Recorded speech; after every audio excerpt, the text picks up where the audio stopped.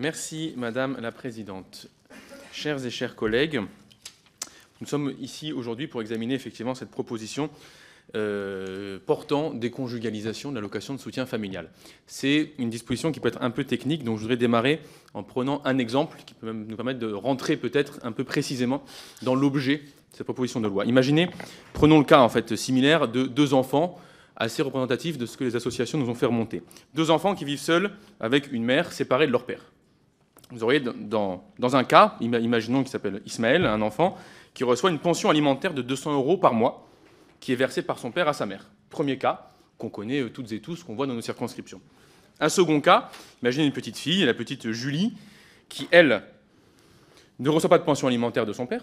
Et donc, pour pallier ce défaut de pension alimentaire, eh bien, la CAF lui verse à sa mère 187,24 € par mois d'allocation de soutien familial. Vous avez deux situations types ainsi. Imaginons que les deux mères, la mère d'Ismaël et la mère de Julie, fassent le choix de se remettre en couple. Quelles sont les conséquences pour chacun des deux enfants? Elles sont très distinctes, puisque pour Ismaël, il ne se passe rien. Avoir un nouveau ou une nouvelle partenaire n'empêche en rien sa mère de recevoir une pension alimentaire pour assurer les besoins d'entretien et d'éducation de l'enfant. Il pourrait y avoir une réévaluation qui serait ordonnée par le juge aux affaires familiales en cas de saisie, qui considérerait les revenus et les charges. Mais en tant que tel, le fait que sa mère se remette en couple ne change rien à la pension alimentaire que reçoit cet enfant. En revanche, pour la petite Julie, qui, elle, ne reçoit pas de pension alimentaire de son père, si sa mère se remet en couple, alors elle perd l'allocation de soutien familial. Ainsi, on constate qu'aujourd'hui, le système des prestations familiales, dans ce cas précis, entretient une vision archaïque de l'organisation des familles, entretient un traitement inégalitaire des enfants et attentatoire à leurs besoins, et malheureusement, c'est bel et bien l'état du droit dans notre pays, et c'est le sens de la discussion que nous voulons avoir aujourd'hui. Alors, qu'est-ce que l'allocation de soutien familial?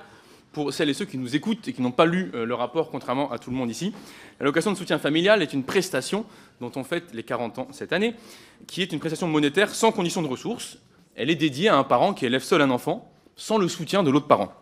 Alors, ça recouvre deux types de situations distinctes. Il y a d'abord l'ASF dite à taux plein, 249,59 € par mois et par enfant. Ça concerne un enfant qui est recueilli par une personne qui n'est pas son parent et qui est privé de l'aide de ses deux parents. Donc, c'est lorsque vous accueillez un enfant qui n'est pas biologiquement le vôtre, vous recevez cette allocation dite à taux plein. Il y a aussi l'ASF à taux partiel, plus courante, de 187,24 € par mois et par enfant, qui, elle, s'adresse à un ménage dont l'enfant est privé de l'aide d'un de ses parents. Cette situation, c'est celle de plus de 99% des enfants bénéficiaires. Donc, c'est la situation largement majoritaire dans cette prestation. Cette même allocation peut recouvrir, là aussi, plusieurs situations distinctes. D'abord, elle peut être différentielle. Si un enfant bénéficie d'une pension alimentaire plus faible que cette allocation, donc inférieure à 187,24 €, eh bien, il y a une compensation du différentiel. Deuxièmement, elle peut être recouvrable. Par exemple, il y a une pension alimentaire qui est censée être versée, elle est fixée, mais elle n'étant pas versée, eh bien, l'ASF vient pallier à cette absence de pension alimentaire. Enfin, elle peut être dite non recouvrable dans les cas où l'enfant est orphelin d'un parent, qui n'est pas reconnu, que l'autre parent est insolvable, ou dans un délai de 4 mois, lorsqu'aucune pension alimentaire n'a encore été fixée. Bref, quel que soit le type d'ASF, dont on voit qu'elle recouvre des situations très distinctes, son importance accrue au fur et à mesure que le nombre de familles monoparentales augmentait dans notre pays. Aujourd'hui, 860 000 familles, couvrant près de 1,5 million d'enfants, 1,3 exactement, sont bénéficiaires de l'ASF parmi les 2 millions de familles monoparentales françaises. C'est donc une prestation de masse. Venons-en maintenant à la condition d'isolement à laquelle est soumise l'ASF, ce qui empêche, dans l'exemple que je donnais au début, la petite Julie et sa mère de percevoir à nouveau l'ASF après un remariage ou une remise en couple.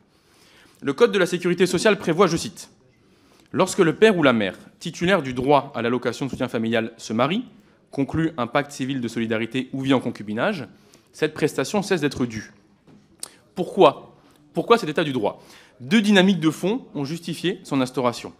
D'une part, elle correspond à un traitement patriarcal des familles sur lequel s'est construit l'état social et qu'elle perpétue. La mère est sous tutelle financière de son ancien ou de son nouveau compagnon, les deux situations étant exclusives et surtout les deux situations étant systématisées.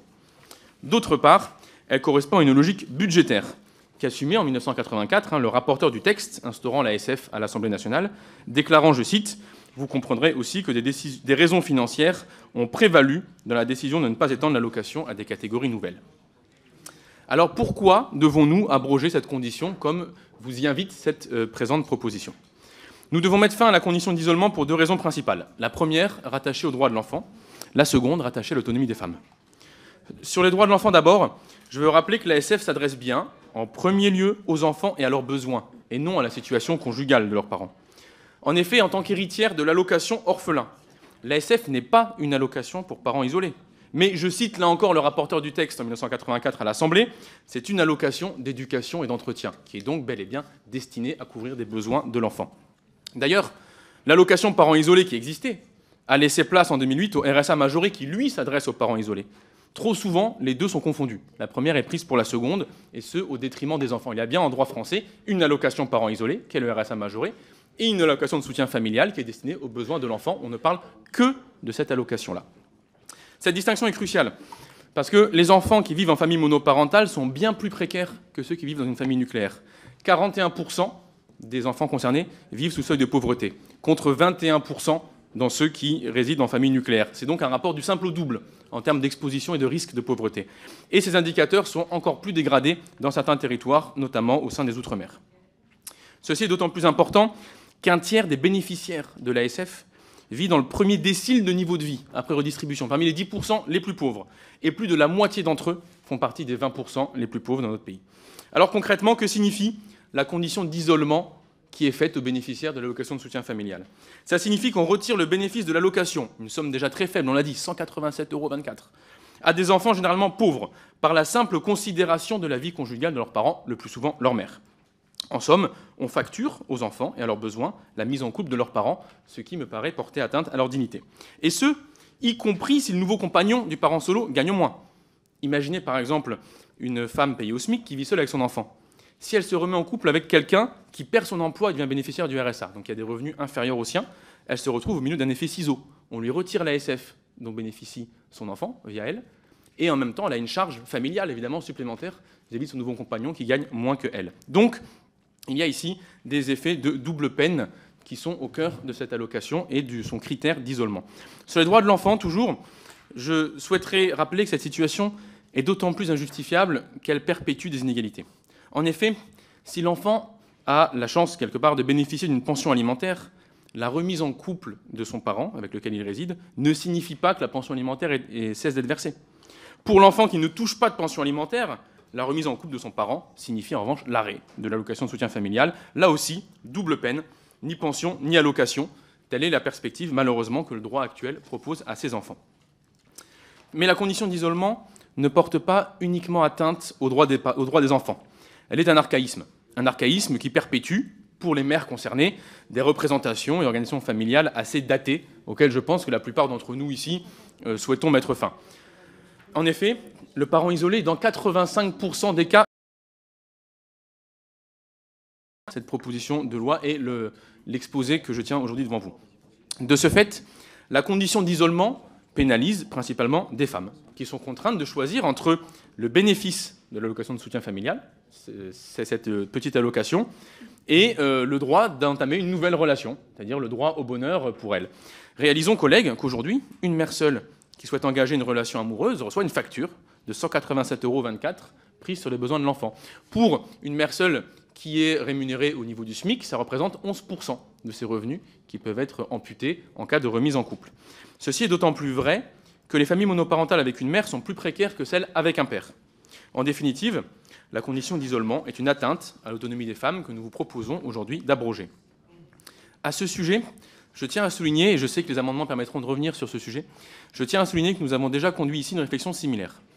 De la même manière que nous avons considéré, toutes et tous, unanimement, au final, après des discussions, de la même manière que nous avons considéré qu'un adulte en situation de handicap ne devait pas dépendre des revenus de son conjoint, nous considérons que l'enfant, privé de l'aide d'un de ses parents, ne doit pas dépendre de la situation conjugale de son père ou, le plus souvent, de sa mère.